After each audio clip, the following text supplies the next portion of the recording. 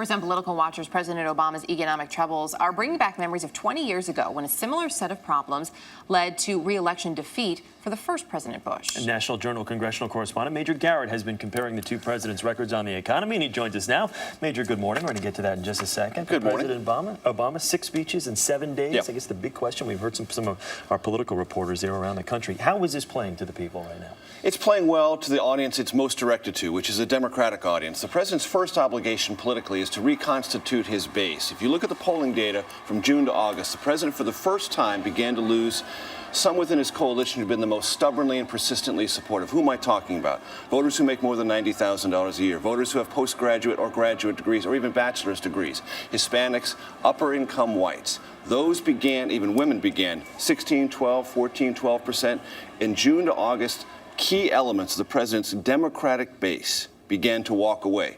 The first obligation for any president when he's faced with that is to reconstitute or re-energize your base. Then you can build from there. That's what these rallies, in large part, measure politically, are trying to accomplish. Politically, that's what they're trying to accomplish, but he's going out there saying that he's trying to sell his jobs plan. So when you look at that plan, he has said he wants Congress to pass it, the whole thing. Right we all away. know that's not going to happen. Exactly. There are certain points that may or may not pass, but how much incentive is there really for Republicans to meet in the middle on this? Some incentive. Republicans know that August was a bad month for President Obama, but it wasn't a great month for them. If you look at Congress's political standing, it is lower than it's ever been. Republicans within the institution of Congress still do well in their own district and broadly. Who do you want to control Congress in the next election? But Republicans know they're under some fire because they are considered co-conspirators in the mess that Washington has become.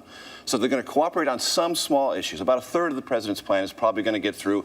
But the president doesn't want to hurry that up as much as he says so. What he wants is a fight. He wants to define differences. And for the first time on a major issue, the president has written his own bill.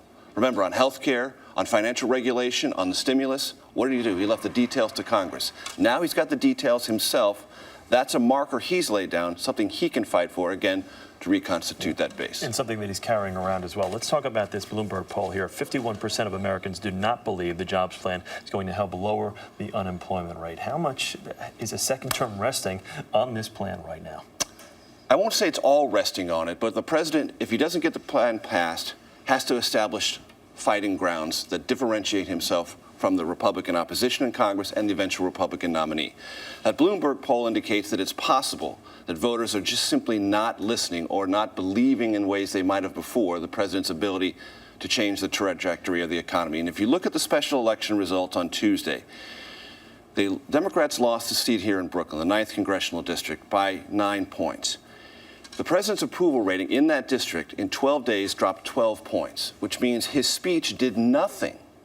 His job speech, seen by everyone or seen by great numbers of voters, did nothing to slow the downfall of his numbers, which means on a big stage with a big platform and a big plan in a district that was up for grabs with Democratic voters, 3-1 Democratic majority, the president's own words didn't reverse his downward trajectory. That's a bad sign.